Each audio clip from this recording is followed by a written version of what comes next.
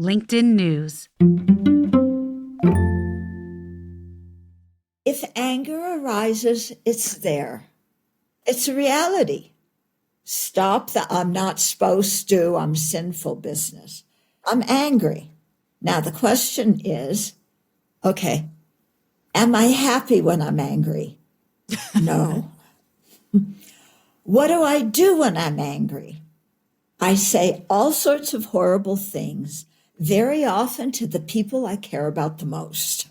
I say things to the people I love that I would never say to a stranger when I'm angry. I exaggerate, just in case the person hasn't gotten the point. It is never my fault. This is anger's philosophy. That's Tibetan Buddhist nun Thubten Chodron. I'm Leah Smart, and this is Everyday Better. Stay tuned to hear more about her take on how anger inhibits our ability to see things clearly and how to regain that clarity. Don't forget to hit that follow button to get new episodes of our show every week. And if you're a regular listener, thank you so much, and I have a favor to ask. Consider leaving us a review so we can keep bringing you more of the conversations you love. By the way, here's how to leave a review on Apple. Go to the Everyday Better podcast page, scroll to the bottom, click the number of stars you want to give, and then right below that, click Write a Review and add your note to us. Thanks so much.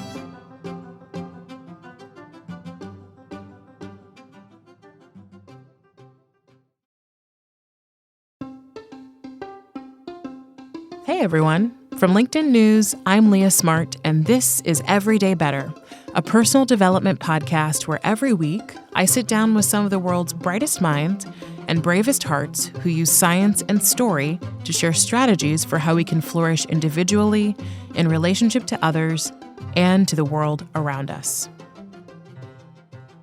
For years, I thought I was someone who just couldn't get angry. It wasn't an emotion that really resonated with me. But I will say I have since realized that anger has been there. I was just disguising it as other emotions that I found to be more acceptable in the world, like frustration or self-criticism or resentment.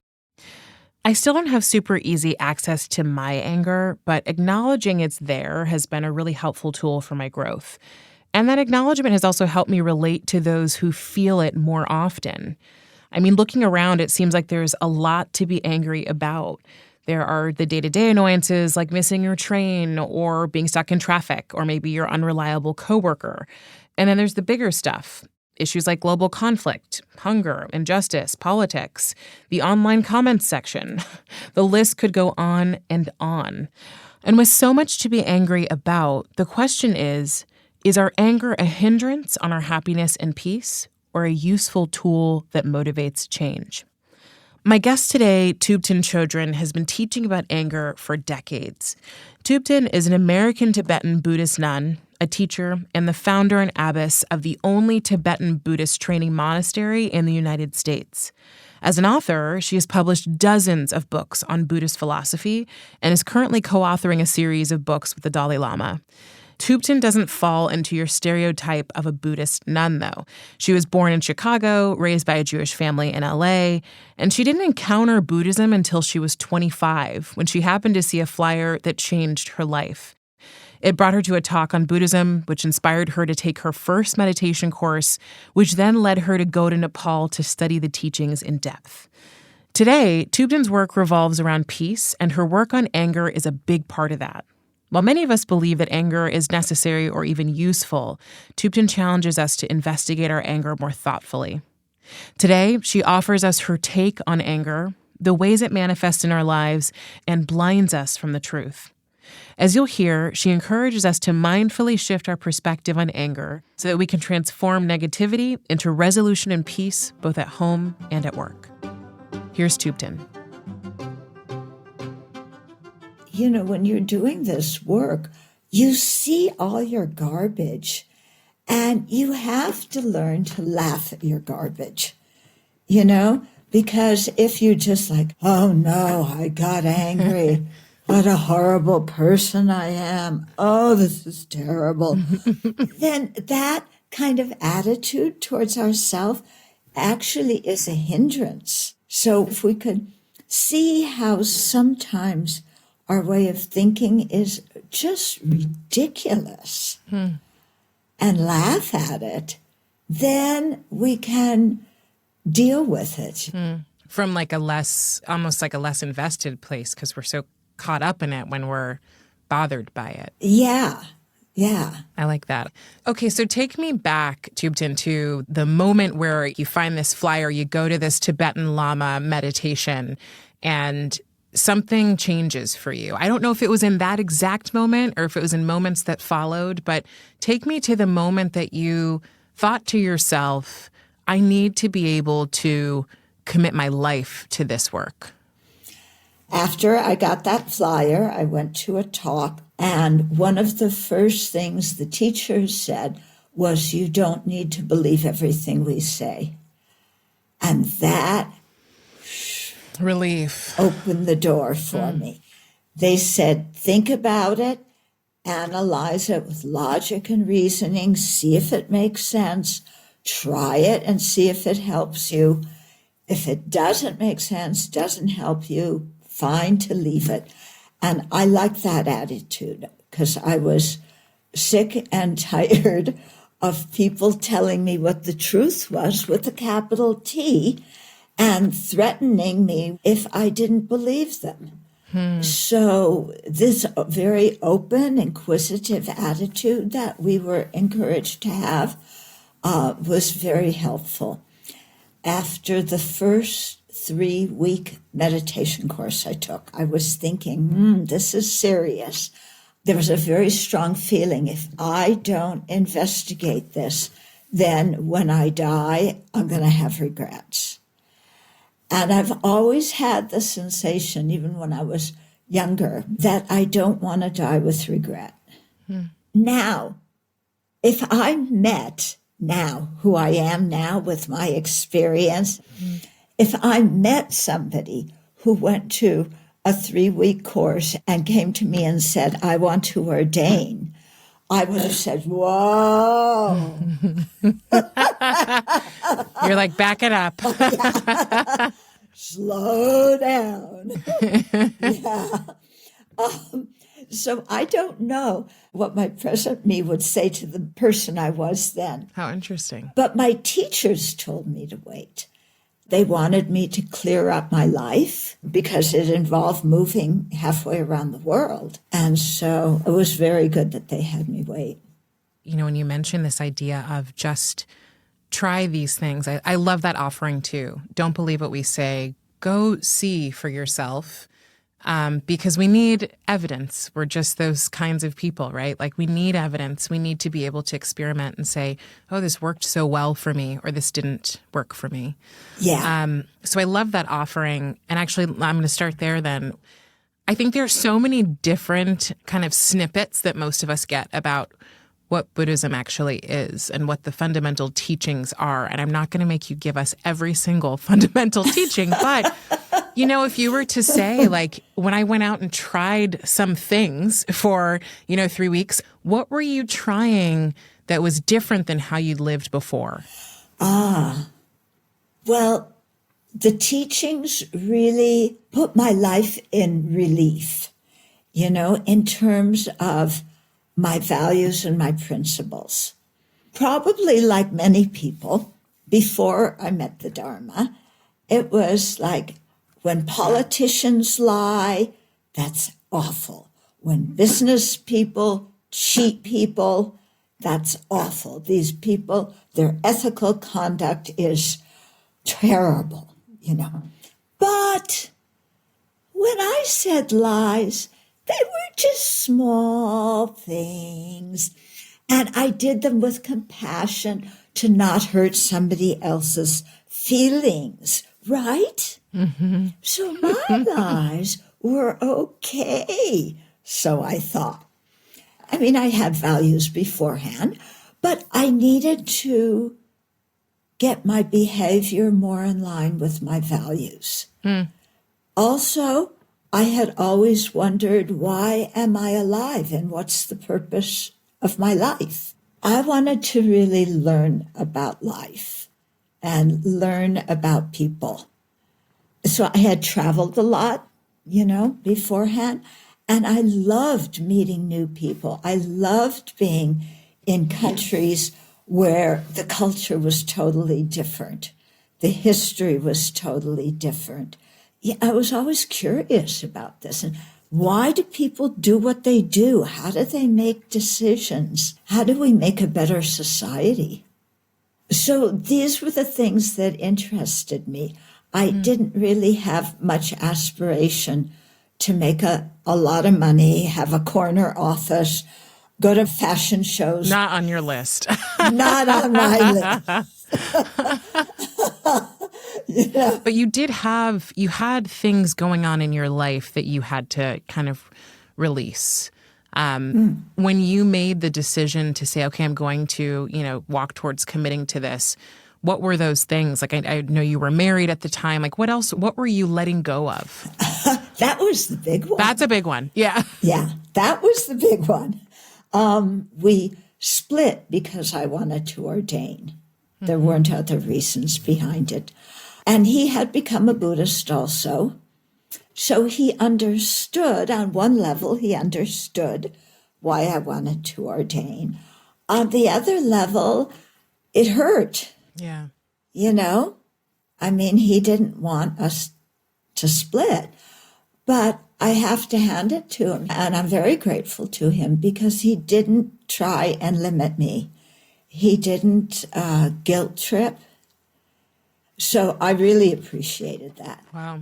My parents, it was a different situation because they wanted me to grow up and live their kind of life and have a career, which I did. I was a teacher, but, get higher and higher positions, make more money. I wasn't so interested in having kids. From my family viewpoint, you were supposed to have kids. Mm-hmm. Yeah. An endangered minority, you must have kids. Mm-hmm. Yeah. Because you grew up Jewish. Yeah. Not very religious, but culturally. Right.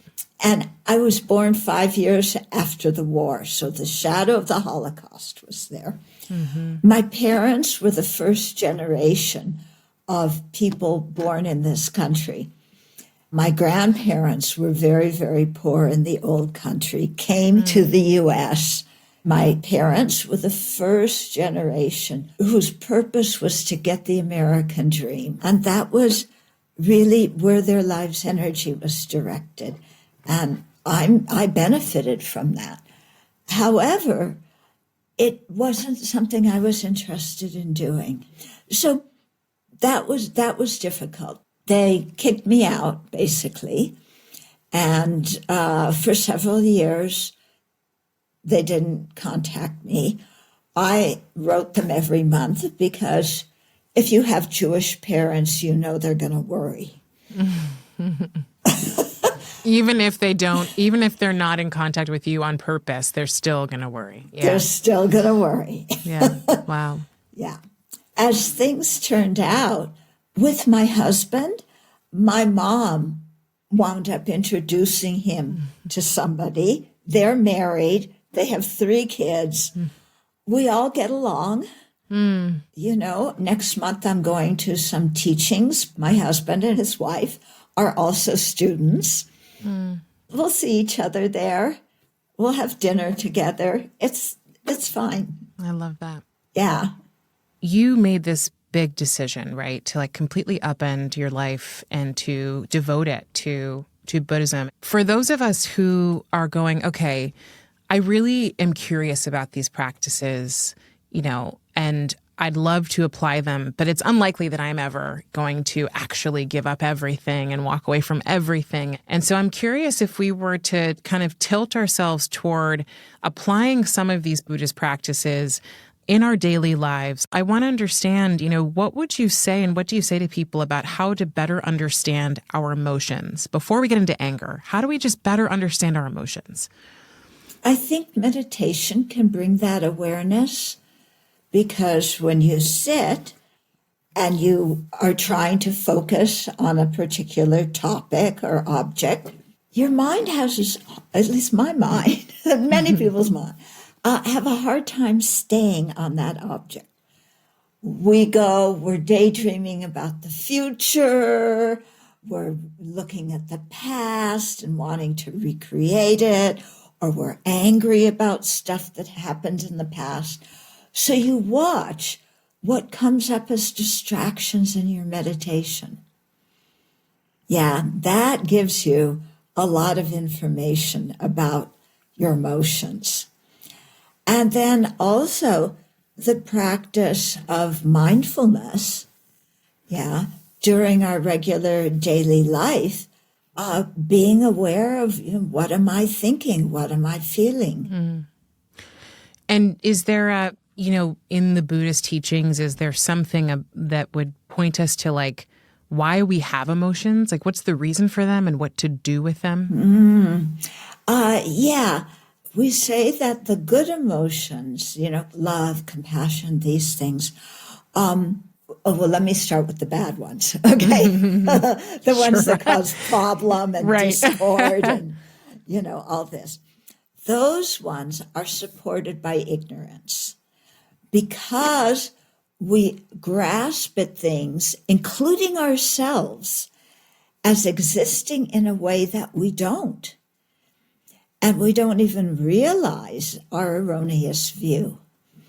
And so we're grasping onto a very solid, concrete me who is the center of the universe, right?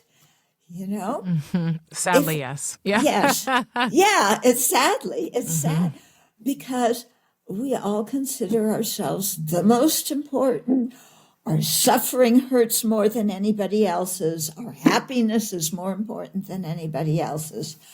And so we cling to the things we like. We push away things and people that do things we don't like, and so all these destructive emotions come based on this misapprehension of how we exist. The virtuous, the constructive ones, love, compassion, equanimity, these wisdom, these kinds of ones don't depend on ignorance to exist because they don't involve this misunderstanding of the I, of the self. So we have these virtuous mental factors in our continuum now, and we can tap into them and develop them. And the destructive ones, we can subdue and eventually eliminate these destructive mental factors. So if we talk specifically about anger, like as a destructive mental factor, this one was interesting to me because my historical experience of anger has been one where I've suppressed it. I've maybe felt it, but I used to say a lot, I don't feel anger. And so that was just my description. I'd be like, I feel frustrated, not angry. That's a different thing, right? And in reality, I certainly felt anger, but I didn't allow it any airtime. And so, for me, and I think for a lot of people, we all have like these complex kind of feelings about an emotion like anger, because it can be looked at as something that's shameful or something that's wrong. It's wrong to feel anger. Or people that feel anger then do things that are maybe, dangerous, or it's vindictive, and it leads to all these different things that we think about. And so we're sort of told you're not supposed to feel this, or if you do, there's something wrong. How in Buddhism does Buddhism define anger and actually understand it in a way that allows us to see it differently? Okay. First of all, everything that you just told me, why we're not allowed to even feel it, let alone express it, all of that is rubbish. Okay? Because you notice that what is involved, it's wrong, it's sinful, you are bad and should be ashamed.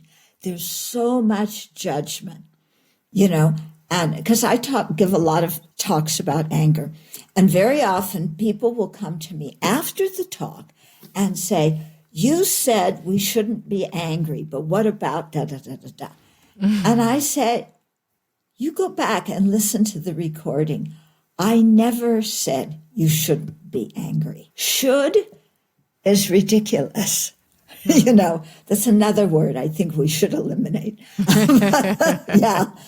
But if you're angry, you're angry. Stop the judgment, that leads to guilt, shame, feeling sinful, all this kind of rubbish.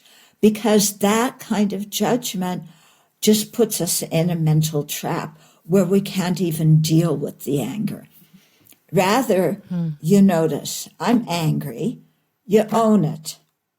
Then you check, first of all, is anger realistic? Second of all, is anger beneficial? Now, I once was asked to speak, I think it was University of Michigan, this was many years ago. They had a department for conflict resolution, and they asked me to speak about anger. And I talked about the disadvantages of anger. I didn't say it was wrong. I didn't say you shouldn't have it. I just said, look, there's a lot of disadvantages, when we're angry. And they got really mad at me. They got angry. Great. And they said, but anger is useful. Anger tells you when something is wrong. For social justice, we need to be angry. To speak up about bad situations, we need anger. It's good. And to that, I said, go listen to His Holiness the Dalai Lama. Yeah. He's been a refugee since 1959. There's been genocide in Tibet. There's been discrimination and oppression. But His Holiness the Dalai Lama says, protest, speak your truth, yes, but don't hate and don't be violent. You mentioned the social justice piece, and that was actually an example I used as we were talking about this interview and talking about connecting with you. I have friends who've worked in social justice and said, well, my anger fuels me, and that's what gets me out of bed, and that's what gets me going and keeps me going. And my perspective has been, and maybe for good or for bad, that anger wasn't actually helpful. But I will say my own perspective on, or I should say my own experience of recognizing that I do feel anger has been helpful, because I was someone who suppressed it before and then was like, okay, I can say I feel angry. So I do want to bring it to the examples that so many of us face today. And, for example, recently at work, I had a situation where something happened and it actually did make me angry. And I was angry, and I left work, and I had all the emotions. I was crying. I was angry. I was feeling all of these different things. And I told someone, which I would never do. I expressed it. I told my dad, I said, I'm angry. And my process was, it took a day and a half. I went and I did meditate, and I said, it's going to take me a day and a half to move through this, but I know I'm going to get over this, and I will move. I will have a different perspective. Mm-hmm. That's not historically the way that I've looked at it, because I thought I was just supposed to not feel it. So I'm curious about, in the day-to-day experiences that we have at work, in interactions with people where we are angry, or we have that brief feeling of frustration, or, maybe it goes all the way to hatred. What do we do to move toward more of, what you've said is acceptance? Yeah, I'm with you. I suppressed my anger because I wanted to be a good girl. A nice person. Yeah. Yes. Yeah. And especially women, we're taught do not express anger. Yeah. Men, it's okay. Yeah. Yeah. So if anger arises, it's there. It's a reality. Stop the I'm not supposed to, I'm sinful business. I'm angry. Now the question is, okay, am I happy when I'm angry? No. What do I do when I'm angry? I say all sorts of horrible things very often to the people I care about the most. I say things to the people I love that I would never say to a stranger when I'm angry. I exaggerate just in case the person hasn't gotten the point. Let me dramatize this for you. Yeah. Yeah. So you really get it. Yeah. Yeah. And I'm going to say it in a loud tone of voice in case you have hearing problems.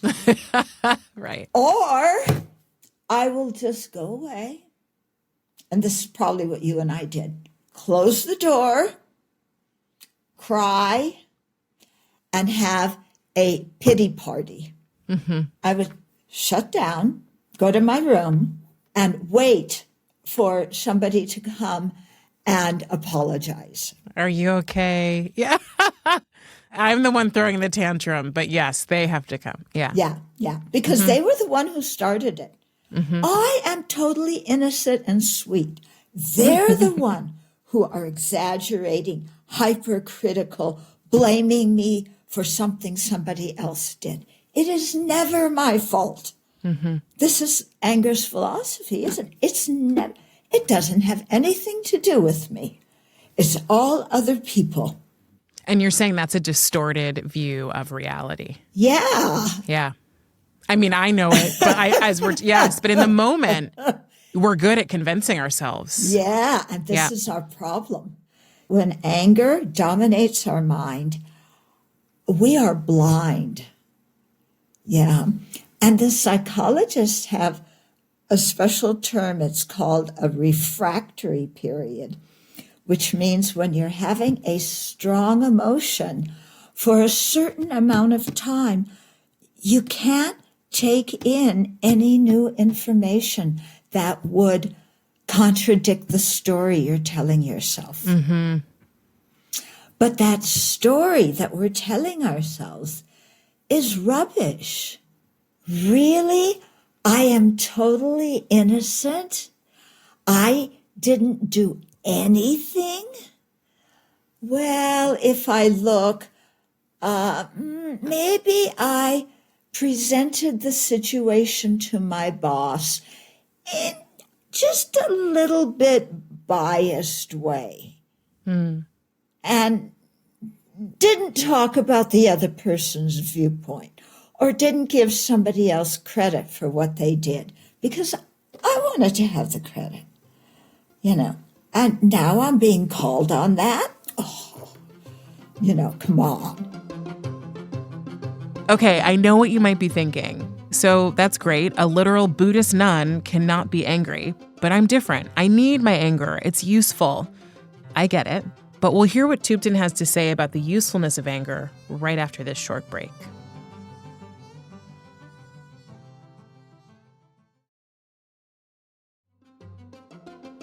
And we're back with the renowned Buddhist nun and author, Thubten Chodron.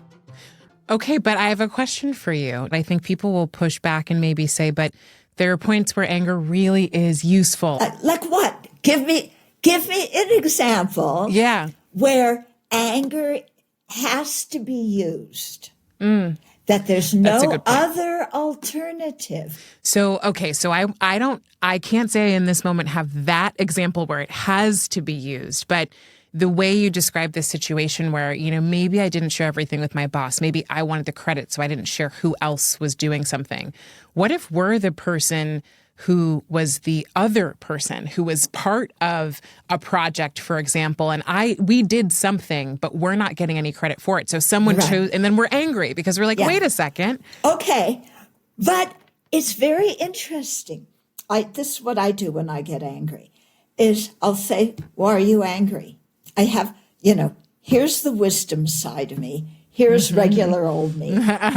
Wisdom eye says, okay, you're angry. I say, yes, I'm really angry. They did this. Wisdom says, okay, they may have done that. Why do you need to be angry? Well, because they did. Da, da, da, da, da, da. Yes, I know that they did that. But again, why do you need to be angry because they did that? And I go back and forth like this until I really get to that question I can look in my mind of why do I need to get angry about this? You know? And I get over it's not fair. I get over I'm being discriminated against. It's the other person's fault. You don't understand me.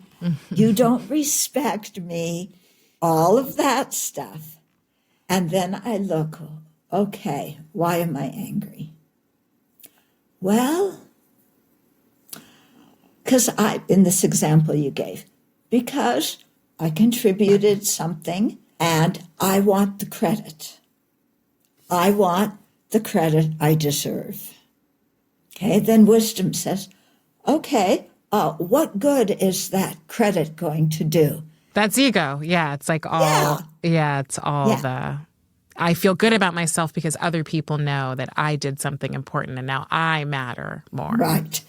And then you get to, why does my self-esteem depend on what other people think about me? Because we've been trained that way. God. Yeah, that's a big one. Why do I care? What is my reputation? My reputation is just other people's thoughts. That's all a reputation is other people's thoughts. Okay. Well, first of all, they are much too focused on themselves to spend all day thinking about us. So they have opinions. Are their opinions of us correct or not? Do they know my motivations? No, I'm the only one who knows that. So now I have to get honest with myself. Why did I do this? If I had a rotten motivation, then other people don't respect me. They shouldn't respect me if I had a rotten motivation. Yeah, they should call me out on it. Yeah, because I'm always saying, I want to be a better person, and here they are giving me some useful information. Why should I reject it? On the other hand, if what they're saying is not true and they're criticizing me, you know, it's like people saying you have horns on your head. You check it out. No, I don't. I don't need to get mad about that. Also, people may say I'm wonderful. Does that make me wonderful? Because we know how to fool other people. And we do. We make ourselves look good and cover up our faults. So their criticism doesn't make me a good person, doesn't make me the bad person. If I'm relying on other people to tell me who I am, because everything they say about me is true, I'm going to be a mess. Because some people say you're wonderful, some people say you're awful. I'm curious, like, what are, is meditation, would you say that's another way to work on sort of transmuting our anger? And or is there a way that you'd say this is a really helpful way to shift out of anger? Yeah, this is the beauty of some of the Buddhist teachings, is they really talk about how to shift your perspective. There's always ways to see situations where we don't get angry. So one practice, let's say I get criticized. Okay, somebody's criticizing me. Do I criticize other people? You bet I do. Do I verbalize my criticism? Yep. Do I ruminate about it and go round and around in my own mind? How dare they? Yeah. Can't believe, Yeah, figuring out how to get even, how to put them in their place. Yes, I ruminate about all of that. Then I say to myself, well, you criticize other people. You spend a lot of time figuring out how to criticize them back and hurt their feelings back. Why are you so surprised when they do the same thing to you? Am I so wonderful, so perfect that everybody should only say nice things about me? Come on. But you're not saying that if we stop criticizing everyone else, they'll stop criticizing us, right? Right. But why am I so surprised when they criticize? Yeah. Why do I think it's so unfair when they criticize me? But my criticism is very fair, and it's deserved, and I should say it. You see, there's a double standard here. There sure is. Yeah. So what do we do instead of criticizing people? You can keep quiet. Or if it's something like that really is important, that needs to be spoken about, we can bring it up and in a conversation with the person. And in our monastery, we try and use nonviolent communication. So, if things need to be discussed, we discuss them. Yeah. We're not saying suppress everything, but you discuss it, you try and work situations out. But you don't need to be angry to do that. And in fact, anger often interferes with working it out. Because when we're angry, the situation is very black and white, and the resolution is very simple. I'm right, and you're wrong. You need to change. Right. Are there other practices that you would say that you've used and experienced that you love that are powerful for sort of quieting or transmuting some of these more unhelpful emotions that are based in ignorance? Yeah. Sometimes if I'm angry because I want something and I didn't get what I wanted, be it recognition, love, appreciation, very often what I'll do, this is where humor comes in, is instead of ruminating about this person did this and how dare they, and I'll make up a situation where I get everything I want. Everybody's praising me. Everybody's acknowledging me for the smallest wonderful thing I do. Yeah. And that all the people who got mad at me and offended me, they're crawling on their hands and knees saying, forgive me for what I have said to you. And I'll play it out in my mind in a really exaggerated way. And then I laugh. Yeah, because that's what my egotistical mind wants. Right. And in that way, I make fun of myself. I make fun, not of myself, I make fun of my ego. It's funny because talking to you and, I think a lot of people probably make this up in their mind about people like you, that like you live this life where none of these emotions touch you. Oh, right. And so that's why you're able to tell all of us that how we work with them and what to do with them. And so very clearly that's not your life. No. People criticize me. People don't do what I want. I give instructions. They say yes, but I have the same thing everybody else has. Because when you live in a monastery, you're living with, human beings. Some of them may have high realizations, but some of them, like me, were on the basic ABCs of spiritual practice. And our stuff comes out, Yeah. And we have to work with it. We have a little slogan here that we're like rocks in a tumbler. When you shake the tumbler, all the rough edges get chipped off the rocks. So that's what happens when you live in a monastery. Oh, that's beautiful. Yeah. Ordinary, regular life, that's what happens. Other people are chipping off our rough edges. Okay, so first of all, I'm laughing because I'm going, if you're on the ABC's track of spirituality, I don't know where the rest of us are, but we're doing our best. So I'm curious, you talk about these like virtuous emotions, and I am really drawn to that.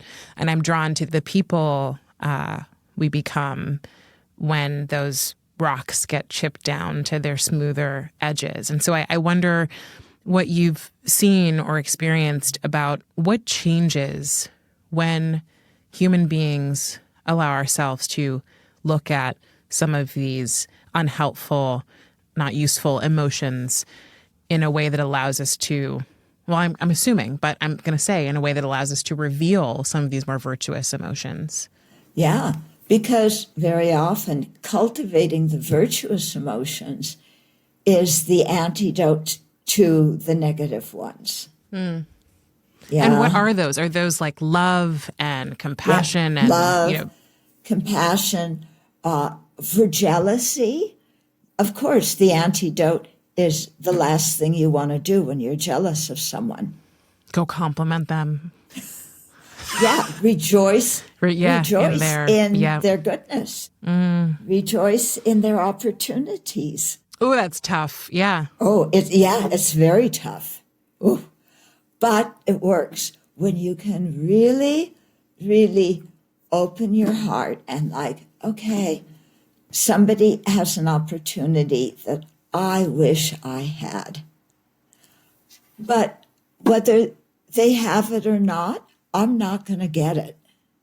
And jealousy wants me to take that opportunity away from them.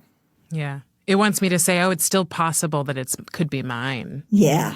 It's not realistic. Yeah. And it actually not it's possible. It should be mine. The world is unfair. So when we are able to like actually walk that path, is what you're saying and is what Buddhist teaching saying is that we do reveal some of these virtuous emotions in ourselves and we feel them more. And yeah, because you have to meditate on them as antidotes to the non-virtuous ones. Our motivation is the most important aspect of whatever we do. Why we do it will determine whether it's virtuous or non-virtuous. So with this example with jealousy, to just, think of the person I'm jealous of and, wow, they have this opportunity. I'm so glad they have it. And at first your mind goes, ooh, I'm not so glad. But then you keep practicing. Look, somebody else has it. It's not mine. May they have that opportunity. May it make them a better human being. May they gain talents and abilities that they use to benefit society. I wish them well in what they're doing. And you really work on this over time. And it's not just one or two times. You have to really practice this a long time. But when you do, then you really do sincerely feel happy. so do we assess our motivations and then do something different? Or do we just say, gosh, my motivation here was really about me and my ego. And that's just how it is. Like, how do you notice, and you own, oh, what a rotten motivation. Yeah. Again, can we laugh at these kinds of things? It's like, oh my goodness, I wanted to do that. This is ridiculous. And then it's like, well, what's another way of looking at this situation? Yeah. Okay, so let's say somebody is treating me very, very unfairly. I look at them and I say, here's somebody who wants to be happy and doesn't want to suffer as intensely as I do. Why are they saying this? Why are they doing this? Because they're just trying to be happy. Yeah, underneath whatever motivation they're having at that moment, they are just trying to be happy. They're exactly like me. So can I have some compassion for them? Because just as I get confused about what is the cause of happiness and what is the cause of suffering, and I do stupid things in an attempt to be happy, that's what they're doing. So do they. Yeah. Just like me. I can empathize. I can have compassion for them when they do things like this, just as I try and have compassion for myself when I act out of ego and self-centeredness. It reminds me of something someone said to me once about just asking myself or asking ourselves when we're upset with someone, how is this person a hero in their story instead of a villain in ours? Yeah. And how do we that's just so quickly puts you in a state of empathy and compassion for the person to go, oh, got it. We're all heroes in our own story, even when it feels like the other person is such a villain. Yeah. And the one that we're living in, they're their own hero. So there's something good going on in there somehow. Thubten, gosh, I could talk to you all day, and I like, it's like there's so many things to discuss, but I do want you to complete these 3 statements for me before we go. The first is better humans are.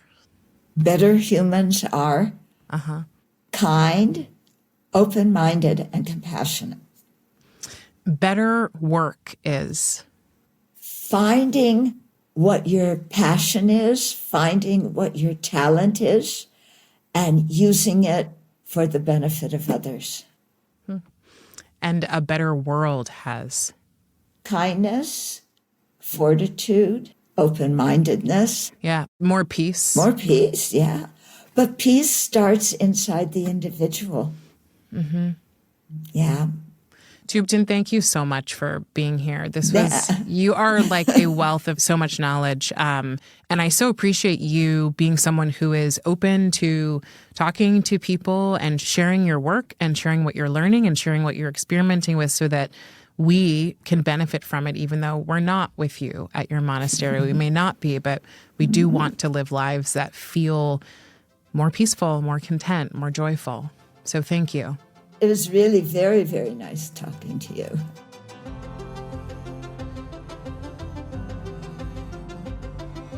That was American Tibetan Buddhist nun, Thubten Chodron.